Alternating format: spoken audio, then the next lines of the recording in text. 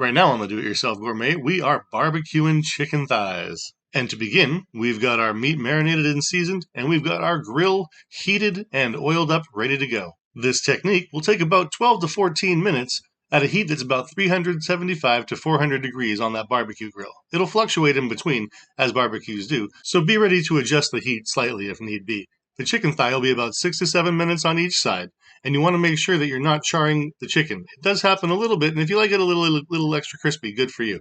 But keep an eye on it, because when the heat gets on there and it starts dripping oil, then those flare-ups can start unwanted carbonization on the chicken. And if you want to keep it as a solid grill mark instead of a whole bunch of char, then you want to make sure it doesn't flame up too much. And when you're cooking the chicken, once you put it down on the grill, you're going to close the lid shortly after that so that the inside of the chicken can get heated up from the ambient temperature. And that'll help make sure that you don't have a lovely grilled outside with pink chicken on the inside.